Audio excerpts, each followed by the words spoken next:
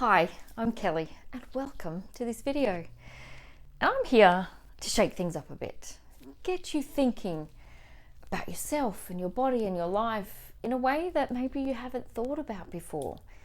Because you are unique. You are a beautiful woman who really gets to choose what is right for you.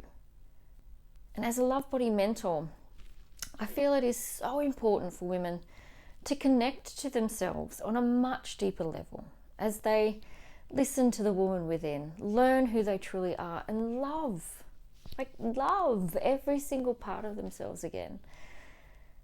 Do you feel inspired to love all of you again?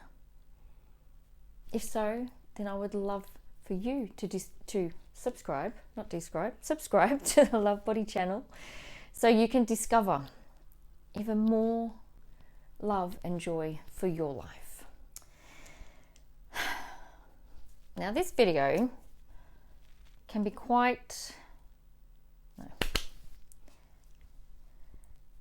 So the topic of this video, it can be quite a contentious topic for a lot of women. And it's something that most of us have done at one time or another. And it's something that many experts still advocate as being really the only way that you're going to lose weight. And that's counting calories.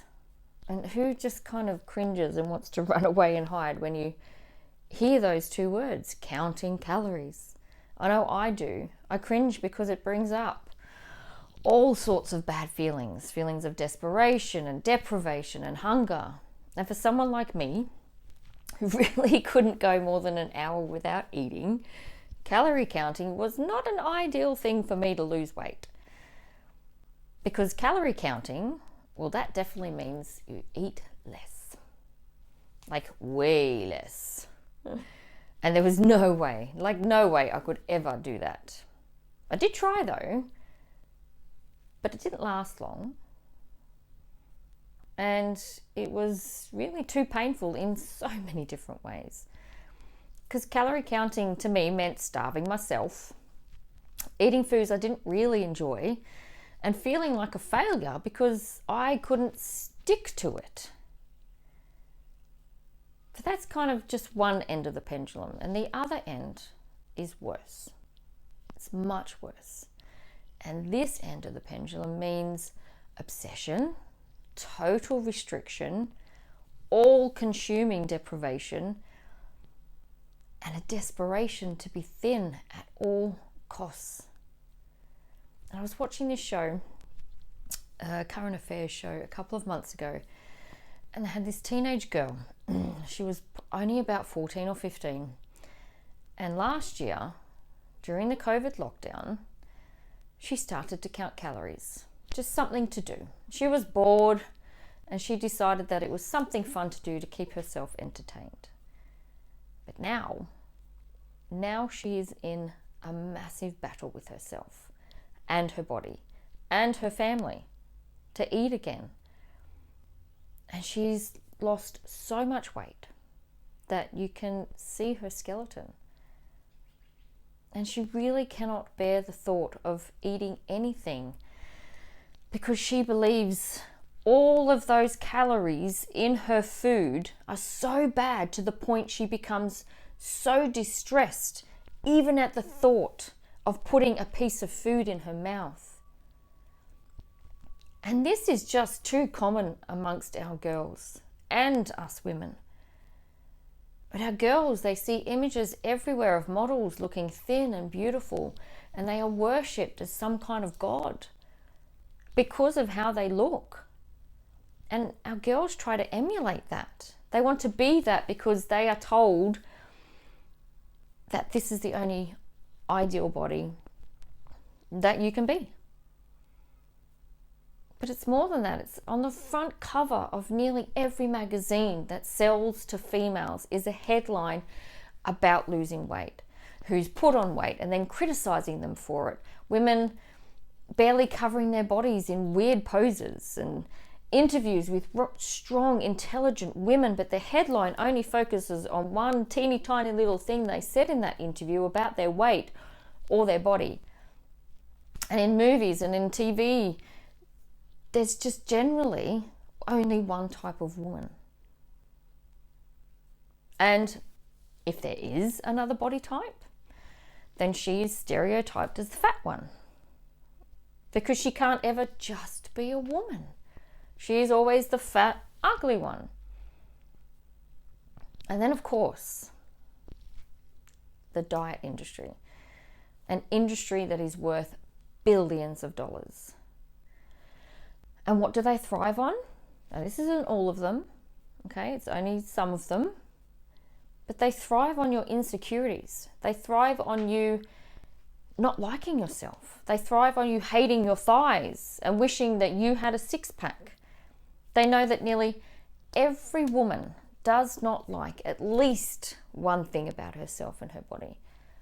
And they know how to advertise to you in just the right way that makes you feel shit about yourself. And they are the only hope that you have of ever being skinny and thin. And they know how to advertise to you in just the right way that makes you feel shit about yourself. And that they are the only hope you have of ever being that skinny, thin, beautiful woman that you want to be, that you want to grow up to be. They know that you will do almost anything to make your wobbly thighs disappear. They know you'll try the latest ridiculous diet to ensure you get thin and stay thin, because that is all you are as a woman.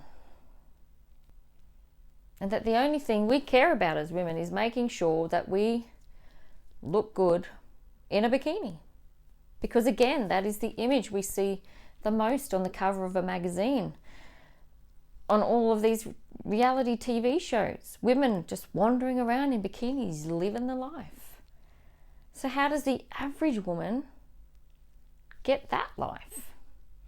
Well, she is going to go on diet after diet to get that thin, and then hopefully she'll get noticed. Then hopefully that life will magically come to her because now she looks the part. Now, there may have been just a little hint of bitterness in my voice as I was saying all that, because I was that girl, that teenager, that woman who fought with herself every single day to become that. And I think we all do to a degree. And it sits in our subconscious and it drives our actions and our behaviors and our thoughts and our decisions. So we want to lose weight. And we have that in our minds nearly every second of the day. And we decide to eat. And our first thought is, how many calories does this have? Is it going to make me fat? And every mouthful of food, it's just loaded with hate and self-loathing and constant worry about getting fat. Becoming fat has actually become a real mental health issue. It has become so ingrained in Western culture and our society that we just don't even give it a second thought. It's just become the norm. You know, you're sitting around with a group of your friends and there will be comment after comment after comment about how we really shouldn't be eating this, and oh, I wonder how many calories are in this dip, and oh, I better not, I'm on a diet, and oh my God, I just ate way too much, so I'm only going to have salad tomorrow. And we all laugh and we play along and we just keep that momentum going in that conversation, because we're a part of that game too. The game of weight loss that we never seem to win because it just never ends. It's a game that has too many parts to it and too many rules. And the rules keep changing. The rules, they're hard to understand. And the rules leave you lost and unsure. But you follow them anyway because they are the rules. And the rules are the rules. They are there for a reason.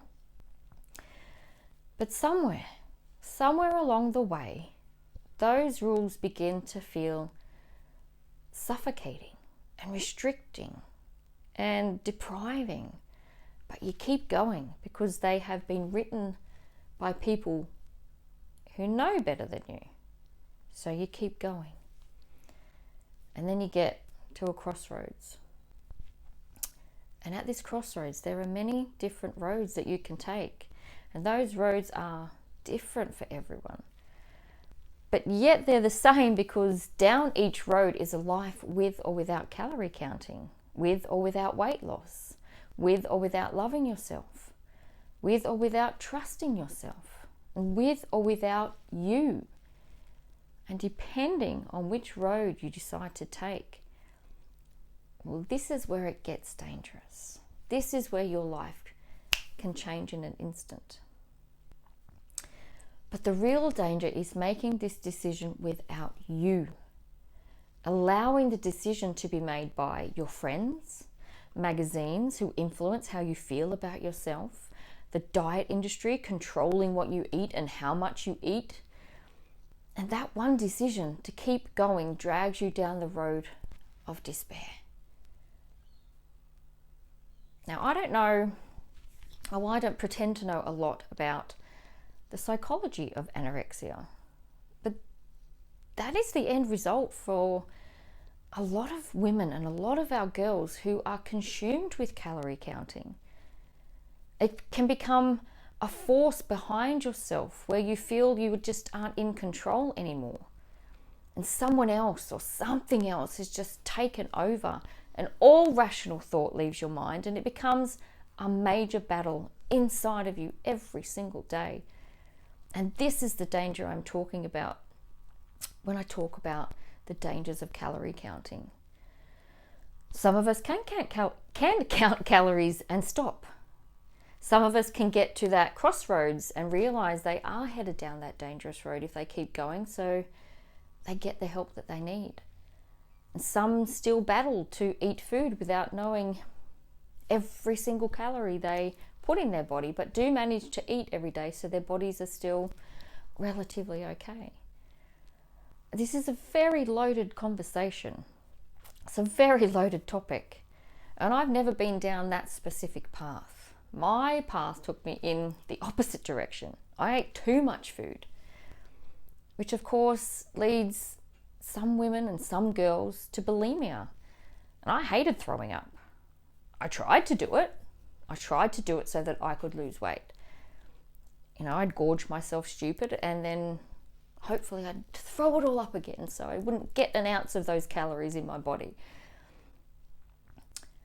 But whether it's starving yourself completely, gorging yourself and then throwing up, counting calories to keep yourself in check, and being controlling of what you eat and how much you eat, or eating way too much and then eating some more, or using food to punish yourself in any way, it all comes down to the same thing: not loving who you are as you are right now. As women, we have to take back control of ourselves and have autonomy over our bodies, because they are our bodies. They're not anyone else's. Nobody else gets to decide what we look like, how much we eat, and what we do with our bodies and with the food that we eat. And trusting in yourself and in your body is really the only way to go. Because believe it or not, you know what's best for you. You know what you want to eat, and you know how much you want to eat and when. You really don't need to waste time learning how many calories are in an apple. Knowing how much goodness an apple actually contains should be enough. You're going to eat the apple and you'll be satisfied because your body has now received some nourishment. It has been given vitamins and minerals, which your body requires to function properly, for it to feel energized and amazing. And have you ever noticed how you feel after an apple compared to how you feel after eating a donut? There is a difference. You eat the donut and you feel great maybe for a couple of minutes. you know, you get that sweetness in your mouth and that delicious fat. They're all just still lingering in there, and then the food moves down into your stomach, and it's maybe starts to feel a little yucky now. You might get a cramp or you feel bloated, and that good feeling wears off. But the sugar and the fat have you hooked. So those yucky feelings that you felt, they become a distant memory the next day as you walk by the donut shop, and all you can remember is the sweet fatty goodness. So you go in and buy another one, and the cycle begins again. Yet when you eat an apple, there is still that yummy sweetness. The apple is juicy and delicious, and that feeling stays with you for a while as your stomach begins to recognize what you've eaten. It doesn't know it's an apple, but what it does know is that you have given it nourishment, and it feels a bit happier. It feels good, and it continues to feel good as the apple moves through your digestive system. And better yet, your body actually has no idea how many calories you have just eaten for the donut or the apple. Your body just knows what's in the food.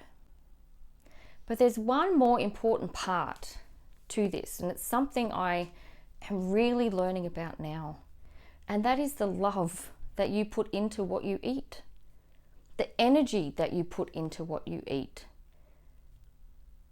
I hated everything I ate for so long, and now I love everything I eat, like everything. I had a donut about 2 weeks ago, maybe, for the first time in years, and I enjoyed every mouthful of it. Probably not something I'm going to eat all the time, but it was something I had. It had raspberries and it had cheesecake, two of my favorite things. So I thought, why not? Let's give this a go. And I made sure that I savored every bite of that, and I put love into it, and I didn't hate myself for it.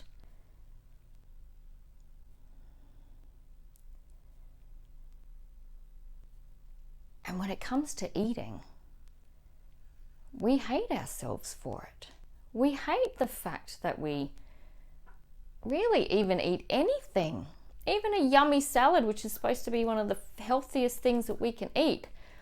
We still hate it because maybe it's not healthy enough. Maybe it didn't have enough protein, or maybe it didn't have enough fat, or maybe it didn't have enough this, or it's got too many carbs, or there's always something that we put into it. There's always something that we put into the food that we eat.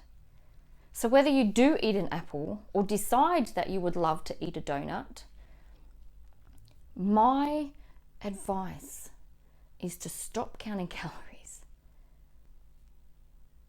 and love every single thing that you eat, and love yourself as you're eating it. Because food is just so much more than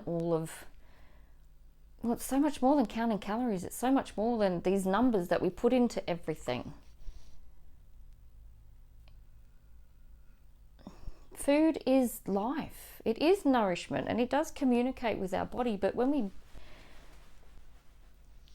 we love everything that just anything, when we love what we do, when we love what we eat, we are loving ourselves, and that really changes the energy of all of that. You know, Mother Nature didn't write out a book when she, gave us all these yummy, delicious foods and put all of these calories in there for us to live by and stress about and worry about and obsess about. No, she gave us so many delicious, wonderful foods, and we've created even more beautiful, delicious foods. But when we love every single thing that we eat with just such an amazing energy, it really can change, obviously, how you feel about it, but it changes the energy of the food too. And we see skinny women, that ideal body weight, body shape, woman that we all strive to be. She's sitting there and she's just thoroughly enjoying her food. Like thoroughly enjoying it. And we hate her for it. Because how can she eat like that and look like that? It's not fair, is it? It's absolutely not fair.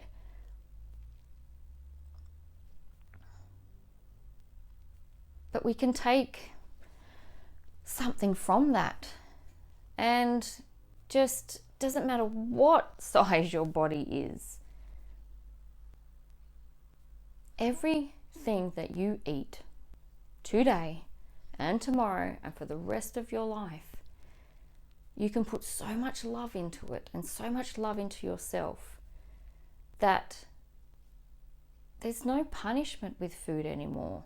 There's no hatred about food. It's not going to control you anymore. It's not going to cause you to obsess and worry and stress about getting fat or any number of things that we worry about with our body. Losing weight and calorie counting to lose weight. I think it's so dangerous. We have gotten to a point where too many of our girls and too many women are fighting to survive, fighting with food that's supposed to keep them alive, fighting to have any kind of life. Their life literally now revolves around not eating food. Or if you're on the other end of the pendulum, like I was, you're eating too much food. This end, you hate food. This end, you hate yourself. There's just too much hate. Too much hate. If we loved ourselves more, where we are in this moment, and loved every single thing that we ate, and didn't feel guilty because we ate a donut, and hated ourselves for the next 3 months because of it, how much better would we all feel? We'd feel so happy and so joyous, and just we'd release all of that bullshit. So beautiful. Release all of the bullshit, all of the hatred that you might have about yourself, about the food that you eat, and just love yourself. Love yourself anyway. You get to love yourself anyway. Choose what you want. You know what you want to eat. You know what actually does bring you joy. What foods you would never cut out, despite someone telling you that they're bad for you. I love ice cream. Never going to stop eating it. No one's going to tell me otherwise. And I enjoy every single mouthful now. I don't punish myself with it. I sit and eat it to enjoy it. So, calories are not the answer. Loving yourself is the answer. Loving every single thing that you eat and loving every single part of you is. The punishment, the obsession, the guilt, all of that stuff, you get to release it and then welcome in all of that good feeling stuff that I'm sure you're striving to feel, but you're not going to feel it while you're feeling all of that other stuff. Thank you so much for watching, beautiful. This really is such an honor for me, being able to speak to you like this, because I spent way too much of my life being quiet, not speaking up, staying small, even though I was physically huge, that I forgot that I have a voice worth listening to. Now, you may not always agree with what I have to say, and that's absolutely okay, but this is a conversation between us. I have lots to say, but I also would really, really love to hear what you have to say. So leave me a comment, even email me your thoughts, just get in touch and let me know what conversations you'd like to have. And if you love this video, please share it. Who do you know who would also love to watch this video? But before you go, I invite you to find out more about the Positively You program. And inside this program, there are so many wonderful lessons about you and your body and your life, and really figuring out what it is that you want and what you need, so you can focus on bringing more love and fun and joy into your whole being as you listen to the woman within, learn who you truly are, and love every single part of yourself again. All right, until next time, love and joy.